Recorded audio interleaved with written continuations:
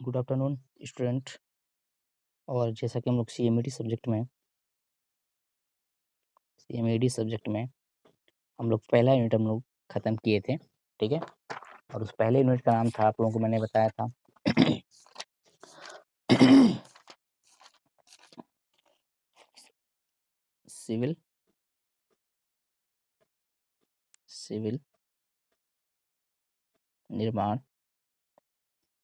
Civil निर्माण प्रबंधन, ठीक है।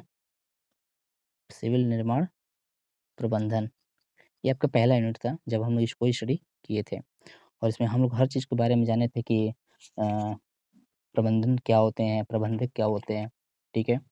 और कितने आपके किसी भी कंस्ट्रक्शन प्रोजेक्ट के कितने स्टेजेस हो सकते हैं, इसके बारे में हम लोग वहाँ पे समझे थे। और सबसे इम्पोर्टेंट था यहाँ इस यूनिट में जो आपका सबसे अक्सर एग्ज़ाम में पूछा जाता है, ठीक है। अक्सर एग्ज़ाम में पूछा जाता है कि किसी भी कंस्ट्रक्शन इंडस्ट्री के लिए, ठीक है, कितने जो आवश्यक रिसोर्सेज़ होते हैं, ठीक है, संसाधन होते हैं, वो क्या-क्या होते हैं। तो हमने वहाँ पे आपको बताया था कि आपको बस 5 एम आपको याद रखना है। 5 एम याद रखना है आपको। ठीक है, इस 5 एम को याद रखना है आपको, जैसा कि हमने आपको वहाँ बताया था, आप लोग इस वीडियो में देख सकते हैं, ठीक है। उसके बाद से आप लोगों को मैंने बताया था कि कोई भी कंस्ट्रक्शन टीम क्या उसका रोल प्ले होता है किसी भी प्रोजेक्ट में, ठीक है, उसके बारे में हम लोग समझे थे। और और मैंने ये बताया था कि कंस्ट्रक्शन मटेरियल के, ठीक है, कंस्ट्रक्शन मैनेजमेंट के क्या-क्या फंक्शन होते हैं, ठीक है। निर्माण प्रबंधन के क्या फंक्शन होते हैं, इसके बारे में हम लोगों ने चर्चा किया था। इसमें आपके बहुत सारे टर्म थे, जैसे प्लानिंग था, ठीक है, प्लानिंग था। उसके बाद से आपका संगठन था, इसको बोलते हैं ऑर्गेनाइजिंग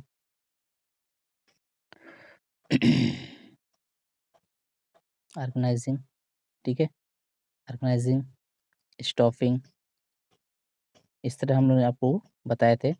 और सबसे ऐसे बहुत सारे टर्म थे, जैसे डायरेक्टिंग, मोटिवेटिंग, कंट्रोलिंग, ठीक है, कुछ इस तरह का कोऑर्डिनेटिंग या कम्युनिकेशन, ये सारे सारे क्या थे आपके आपके कंस्ट्रक्शन मैनेजमेंट के एक फंक्शन थे, ठीक है। इसके बारे में हम लोगों ने चर्चा किया था।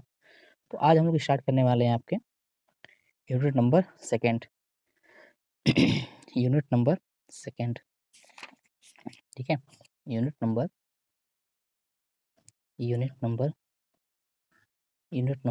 सेकंड, ठीक है। यूनिट सेकंड में क्या आपका जो बेसिक आपके कंस्ट्रक्शन प्लानिंग एंड शेड्यूलिंग, ठीक है, कंस्ट्रक्शन प्लानिंग एंड शेड्यूलिंग, या फिर इसको हम लोग हिंदी में बोल सकते हैं निर्माण आयोजन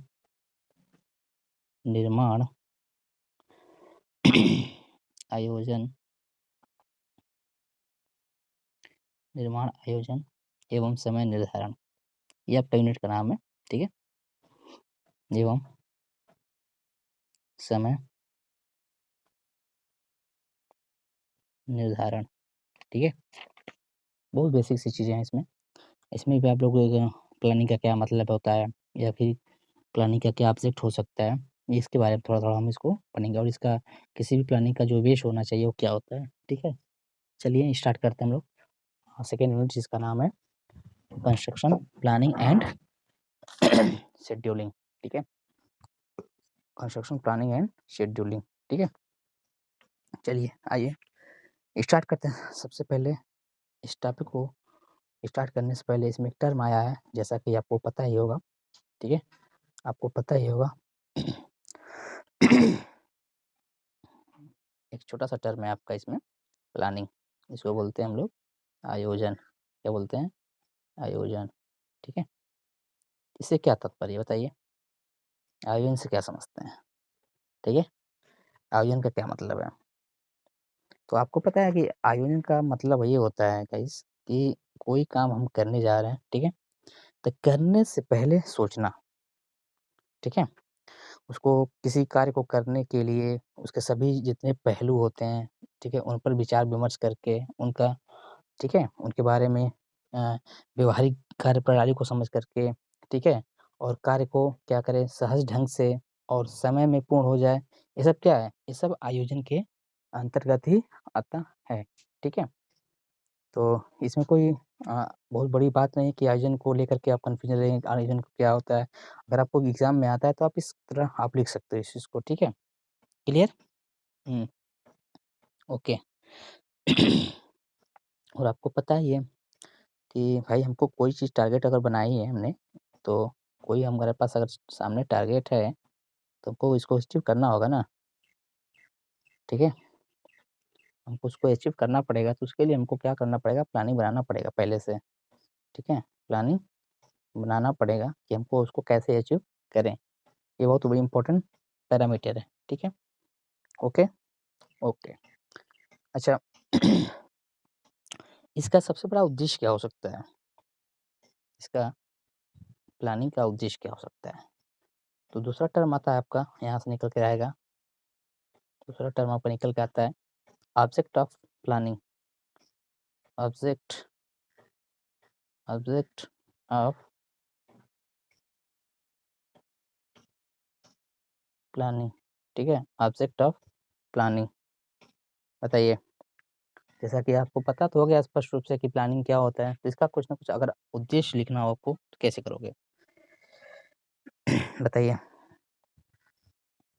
तो हम कह सकते हैं कि जो आयोजन है, ठीक है? उसका मुख्य उद्देश्य जो होता है एक्चुअली में क्या होता है कि किसी प्रोजेक्ट को, ठीक है? कोई भी आपके पास प्रोजेक्ट होगा, किसी प्रोजेक्ट को, ठीक है? किसी प्रोजेक्ट को उपलब्ध संसाधनों द्वारा, ठीक है? आपके पास जितने भी रिसोर्सेज़ होंगे, संसाधन, ठीक है? इसको बोलते हैं संसाधन, उपलब्ध संसाधनों द्वारा, ठीक है? निर्धारित समय के भीतर, एक चीज़ सबसे बड़ी इम्पोर्टेंट पैरामीटर है कि निर्धारित समय के भीतर मितव्ययी ढंग से पूर्ण करने के लिए, ठीक है? मितव्ययी इकोनॉमिकल तरीके से पूर्ण करने के लिए क्या करते हैं, हम एक व्यावहारिक कार्यक्रम निर्धारित करना पड़ता है, ठीक है? एक व्यावहारिक कार्यक्रम निर्धारित करना पड़ता है, जिससे हम ये कह सकते हैं कि हमारा जो टारगेट है, वो अचीव हो सकता है। आपको पता है कि भाई कोई भी हम प्रोजेक्ट बनाएँगे, ठीक है? कोई भी प्रोजेक्ट हम बनाएँगे, तो ऐसा नहीं है कि उसमें किसी चीज़ की आवश्यकता नहीं पड़ेगी। भाई रिसोर्सेज़ इम्पोर्टेंट होते हैं। रिसोर्सेज़ के तौर पे हमने बताया था आपको, मनी भी हो सकता है, ठीक है? मनी हो सकता है, लेबर हो सकते हैं, जिसको मैन पावर भी बोल सकते हैं, लेबर हो सकते हैं, मशीन भी हो सकता है, ठीक है? मशीन भी हो सकता है और क्या होता है हमसे अ, मटेरियल इम्पोर्टेंट होता है। यानी सब जितने भी हम यहाँ पे संसाधन देख रहे हैं, ये कहीं न कहीं किसी न किसी रूप में क्या होता है, किसी प्रोजेक्ट को आगे बढ़ाने में हमारी मदद करते हैं, ठीक है? क्योंकि अगर ये सब साइड पे अगर काम हो रहा होता है, ठीक है? प्रोजेक्ट का काम चल रहा होता है, ठीक है? प्रोजेक्ट का काम चल रहा होता है, तो इनका होना बहुत ज़रूरी है। अगर मान लीजिए समय-समय पे अगर मटेरियल ना मिलेगा, ठीक है? समय से मशीन नहीं मिलेगी, तो हमारा क्या होगा कि जो काम होगा ना, वो डिले हो जाएगा, ठीक है? तो ये सब याद चीज़ें आपको रखना है, ठीक है? चलिए, अब बात आती है कि थर्ड टॉपिक है इसमें आपका base of planning, base base of planning, base of planning. यानी कि हम कह सकते हैं जो आयोजन का जो आधार है, वो क्या-क्या हो सकता है, ठीक है? आयोजन आयोजन का आधार, ठीक है गाइस? क्या-क्या हो सकता है, ठीक है? जो आयोजन का जो आधार है, वो क्या-क्या हो सकता है? तो ध्यान से देखिएगा, जैसे आपको कोई प्लानिंग की है, कोई प्रोजेक्ट आपको बनाना है, ठीक है? तो तैयार करने के लिए आपको भाई जो बेस चीज़ होना चाहिए, ठीक है? किसी भी निर्माण कार्य को कंप्लीट करने के लिए, उसमें आपका बेसिक तौर पे अभी जस्ट हमने चर्चा किया था जैसे सामग्री हो सकता है, ठीक है? उपकरण हो सकते हैं, ठीक है? श्रमिक हो सकते हैं,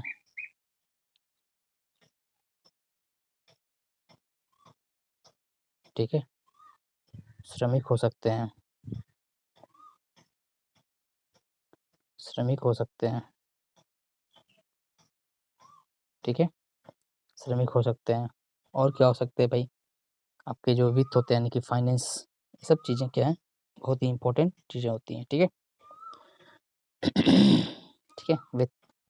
तो कहने का मतलब मेरा ये है कि अगर कोई आप प्रोजेक्ट तैयार करने जा रहे हो, तो कहीं न कहीं आपको क्या करना पड़ेगा, इन सब चीज़ों की समय-समय पे आवश्यकता पड़ेगी, इसको ध्यान में रखते हुए हम अपने प्रोजेक्ट को आगे बढ़ाएँगे, ठीक है। और इन्हीं वजह से क्या होता है, आपके प्रोजेक्ट में किसी प्रकार का रुकावट नहीं आता है, ठीक है।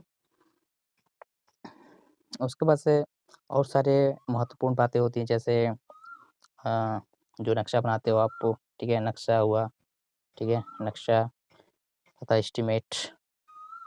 तथा एस्टीमेट, ठीक है, ये भी आपके पैरामीटर हैं, ठीक है। और अभी जस्ट हमने बताया निर्माण सामग्री, श्रमिक जो भी है, फिर एक पैरामीटर और भी आता है, ठीक है, यातायात के साधन, यातायात के साधन, ठीक है, ओके। फिर आ सकता है कि निर्माण विधि कैसे हो रहा है, ठीक है, निर्माण विधि, क्लियर, निर्माण विधि, बहुत सारे ऐसे फैक्टर हैं, जैसे स्थल सुरक्षा कह सकते हैं, ठीक है, संचार व्यवस्था भी हो सकता है, ये सारा कुछ इसमें आपका मैटर करता है, ठीक है, ओके, चलो ठीक है। आई होप कि आपको समझ में आ गया होगा, ठीक है। चलिए, अब एक टर्म आता है आपका, एक छोटा-सा टर्म है, जैसे निर्माण संक्रियाएँ, ठीक है, निर्माण संक्रियाएँ,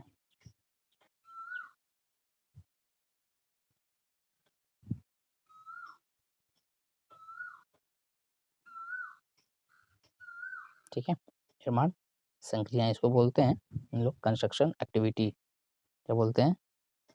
कंस्ट्रक्शन एक्टिविटी, ठीक है, एक्टिविटीज़, ठीक है, कंस्ट्रक्शन एक्टिविटीज़, इसका क्या मतलब होता है? अगर आपसे क्वेश्चन में पूछ ले कि आपको जो निर्माण संक्रियाएँ होती हैं, वो क्या होती हैं? बताइए? बताइए? तो इसका ऑब्वियस सी बात है, जैसा कि एक्टिविटी का हमारा होता है, जैसे कोई काम हम कर रहे हैं, ठीक है? कोई प्रोजेक्ट बना रहे हैं, तो उसको हम जब तक उसको मूर्त रूप नहीं दे देते हैं, ठीक है? उसके बीच में जितने भी उपक्रियाएँ संपन्न होती हैं या फिर क्रियाएँ होती हैं, ठीक है? ये सब किसके अंतर्गत में, जैसे आप कोई काम शुरू कर रहे हो, ठीक है? सीक्वेंस में चलता जा रहा है, ठीक है? और सीक्वेंस में चलने से सबसे बड़ी फ़ायदा आपको पता है कि जो आपके श्रमिक होते हैं या फिर जो समय का जो अधिकतम उपयोग होता है, वो अच्छे से हो सकता है, ठीक है? तो कहने का मतलब कोई भी आपका, मान लीजिए जैसे एग्ज़ाम्पल के तौर पे सपोज़ दैट कि कोई आपके पास कोई बिल्डिंग बन रहा है, ठीक है? जैसे कोई मान लीजिए आपके पास भवन है और इसको बनाया जा रहा है। तो इस भवन को बनाने में, ठीक है? इस भवन को बनाने में डिफरेंट एक्टिविटी की आवश्यकता होती है। इसमें कोई किसी प्रकार का डाउट तो नहीं होना चाहिए, ठीक है?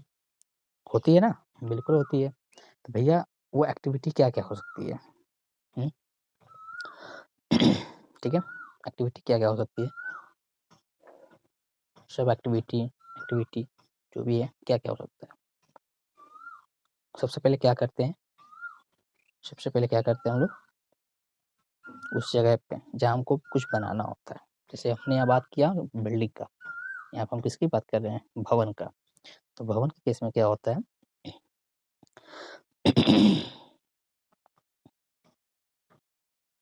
भवन के केस में क्या होता है कि आप इस चीज़ ध्यान देना, भवन के केस में क्या होता है, सबसे पहले उस जगह का स्थल की सफाई करते हैं,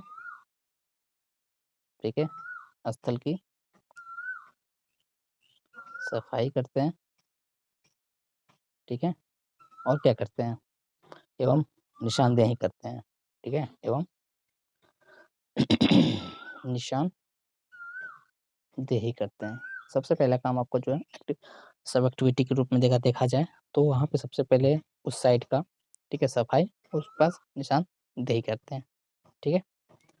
अब बात आती है, अगर ये हो गया मान लीजिए, आपने साइट को क्या किया, क्लियरेंस कर दिया, साफ कर दिया और वहाँ पे निशान बना दिया आपने। उसके बाद से सेकेंड आएगा आपका, नींव की खुदाई करोगे, ठीक है, नींव की खुदाई करोगे, एक्सकवेशन ऑफ फाउंडेशन जिसको बोलते हैं, करोगे ना? बिल्कुल करोगे भैया। थर्ड आ सकता है, नींव में कंक्रीट कार्य करेंगे। क्या है? नींव में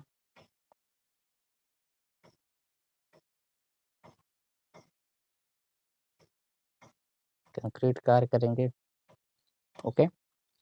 फिर आपका आगे इसी तरह एक्टिविटी चलते जाएंगे, ठीक है, नींव कार्य हो गया। फिर उसके बाद से इसी तरह आपका चलता जाएगा, जैसे masonry in foundation and plinth का, ठीक है।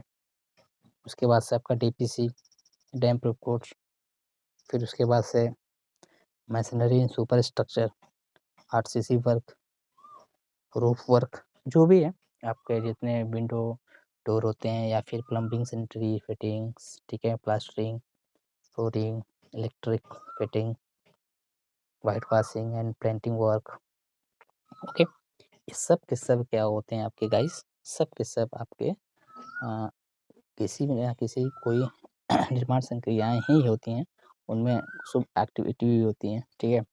तो अगर आपसे पूछ देता है कि यार कोई मान लीजिए भवन है, ठीक है, मान लीजिए आपके पास कोई एक भवन है जो कि निर्माणाधीन है, मतलब कार्य में हो रहा है, ठीक है, अंडर कंस्ट्रक्शन में, तो इस दौरान इसमें कितने एक्टिविटी, ठीक है, इसमें कितने एक्टिविटी शामिल हो सकते हैं, ये उनके बारे में समझाइए। तो आई होप कि इसको अच्छे से लिख सकते हो कि जब हम कोई बिल्डिंग बनाते हैं, स्टार्ट करते हैं, तो उसमें कितने प्रकार की एक्टिविटियों की आवश्यकता पड़ती है, ओके। ओके, यहाँ तक तो आपका था टोटल आपका प्लानिंग से रिलेटेड, ठीक है, और कुछ सम एक्टिविटीज, ठीक है। अब बात आता है, ठीक है, और सबसे इम्पोर्टेंट चीज़ आता है अब आपका, जो कि न्यू टॉपिक है आपका शेड्यूलिंग। इसको समय निर्धारण भी बोलते हैं, समय निर्धारण, समय निर्धारण या अनुसूचन, ठीक है, अनुसूचन, क्या बोलते हैं, समय निर्धारण या अनुसूचन, इसको हम लोग शेड्यूलिंग कहते हैं, जैसे, ठीक है, शेड्यूलिंग, शेड्यूलिंग, ठीक है। ये अक्सर एग्जाम में आपके क्वेश्चन पूछ लिए जाते हैं, ठीक है, सेमेस्टर के एग्जाम में आपके इस टाइप के क्वेश्चन आते हैं, ठीक है। तो सबसे पहले आते हैं, चर्चा करते हैं हम लोग कि शेड्यूलिंग क्या होता है, ठीक है, शेड्यूलिंग क्या होता है, ठीक है। तो बताइए शेड्यूलिंग का क्या मतलब है, बताइए। टर्म से नाम सुनने में आ रहा है, जैसे कोई चीज़ हम शेड्यूल करते हैं ना, प्लानिंग करते हैं को क्या करना है, कैसे करना है, ठीक है, किस तरीके से करना है, तो उसके लिए हम क्या करते हैं, शेड्यूल बनाते हैं। उसी प्रकार अगर हम बात करते हैं, किसी अपने प्रोजेक्ट में, तब कैसे करेंगे, तो उस केस में क्या करेंगे हम लोग, शेड्यूलिंग के लिए हम एक चीज़ देखते हैं कि जो आपका कार्य का प्रगति होता है, या फिर आपकी जो क्वालिटी कंट्रोल की जो बात होती है, इसमें प्रॉपर देख रेख होती रहती है। इससे फ़ायदा भी होता है कि आपकी जो कार्य में प्रगति वो बना रहता है, किसके थ्रू, शेड्यूलिंग के माध्यम से, ठीक है। तो वही चीज़ है जिसको हम आसानी से कह सकते हैं, शेड्यूलिंग को डिफाइन करना होगा तो कैसे करेंगे, ठीक है। बताइए कि कोई भी आयोजन है, ठीक है, उसके जितने भी विभिन्न एक्टिविटियाँ हैं, ठीक है, उन विभिन्न एक्टिविटियों को समयबद्ध करके इस प्रकार अनुक्रमण में रखते हैं, ठीक है, सीक्वेंसली इस प्रकार रखते हैं, जिससे संपूर्ण कार्य एक व्यवस्थित ढंग से क्रियान्वित किया जा सके, ठीक है। सबसे बड़ी बात है, हमको काम को ऐसे सीक्वेंस में रखना है कि जो आपका कार्य हो, वो क्या हो, व्यवस्थित ढंग से मतलब अच्छे से हो सके। उसी चीज़ को हम लोग बोलते हैं आपका शेड्यूलिंग, ठीक है। तो जितने भी आपके एक्टिविटी होते हैं, उनको हम सीक्वेंस तरीके से और एक व्यवस्थित कार्य एवं व्यवस्थित ढंग से जो एक्टिविटी जो कार्य करते हैं, ठीक है, या फिर उसको क्रियान्वित करते हैं, उनको हम लोग जनरली बोलते हैं भैया अनुसूचन। क्या बोलते हैं? अनुसूचन, या इसको बोलते हैं समय निर्धारण। ठीक है, तो आपको या तो समय निर्धारण पूछेगा क्वेश्चन में, या फिर कहेगा अनुसूचन। क्या बोलेगा? अनुसूचन। ठीक है, ओके, क्लियर है?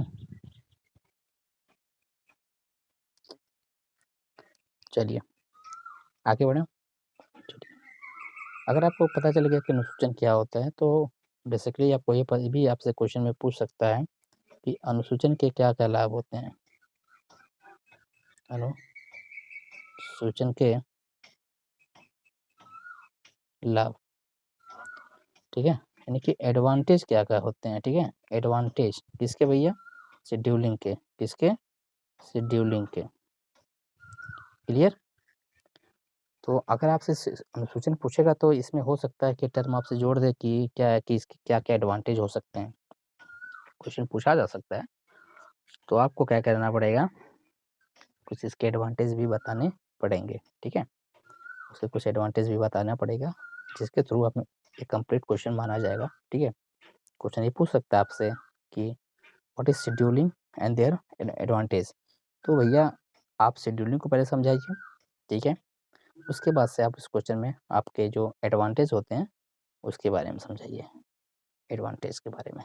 ठीक है, तभी आपका क्वेश्चन 5 नंबर का कंप्लीट होगा। ठीक है, तो बताइए क्या क्या इसके एडवांटेज हो सकते हैं। पहला एडवांटेज क्या हो सकता है? सबसे बड़ी बात है कि जो एक्टिविटी होती हैं, क्रियाएं होती हैं, क्रियाओं की सूची बन जाती है। क्रियाओं की सूची बन जाती है। ठीक है, यानी कि जो प्रोजेक्ट बना रहे हैं उसके अंतर्गत जितने भी आपके क्रियाएं हो रही होती हैं उपयोगी, ठीक है, जो भी एक्टिविटी हो रही होती है उनकी जो उपयोगी सूची होती है वो बन जाती है। सबसे बड़ा एडवांटेज इसका ये होता है किसी भी कार्य को शेड्यूल करने में। ठीक है, सेकंड आपका है सेकंड आपका है निर्माण समय का ज्ञान। सेकंड आपका है निर्माण समय का ज्ञान। समय का ज्ञान, ठीक है, क्लियर? तो इससे हमको क्या पता चलता है गाइस, कि जो हम एक्टिविटी कर रहे होते हैं, ठीक है, जो क्रिया कर रहे होते हैं उनमें कितना समय लगा, ठीक है, और ये भी पता चल जाता है कि जो हम काम कर रहे होते हैं इनिशियल टू फाइनल, ठीक है, प्रारंभ से लेकर समाप्ति तक का जितना भी समय बीच का होता है, ये हमको पता चल जाता है आसानी से। किसके माध्यम से? तो अनुसूचन के माध्यम से, जिसको हम लोग शेड्यूलिंग बोलते हैं। ठीक है, उसके बाद से आपका थर्ड आता है, इसको नोट करते रहिए, या फिर जो सुन रहे हैं उसको बस सुन लेंगे तभी काम चल जाएगा, अदरवाइज नोट कर सकते हैं तो नोट कर लीजिए। ठीक है, उसके बाद से आपका आता है कुल ड्यूरेशन। ठीक है, कुल अवधि बोलते हैं इसको, कुल अवधि। अवधि का मतलब होता है ड्यूरेशन। ठीक है, क्या होता है? ड्यूरेशन, यानी किसी परियोजना पे, ठीक है, किसी परियोजना पर किसी परियोजना पर लगने वाला जो कुल समय होता है उसी को हम लोग जनरली क्या बोलते हैं? टोटल ड्यूरेशन बोल देते हैं। अब सी बात है, कोई जब प्रोजेक्ट होगा तो कहीं न कहीं इसमें टाइम का तो होगा ना, टाइम तो इम्पोर्टेंट है भैया, कि कब तक स्टार्ट हुआ है, कब से खत्म होगा। तो जो स्टार्टिंग और सबसे एंड का पॉइंट है, इन दोनों के बीच का जो भी समय है, उसी को हम लोग ड्यूरेशन बोलते हैं। क्या बोलते हैं? ड्यूरेशन बोलते हैं। ठीक है? उसी को बोलते हैं हम लोग ड्यूरेशन। ठीक है? 3 हो गए आपके। और क्या हो सकते हैं इसके शेड्यूलिंग का?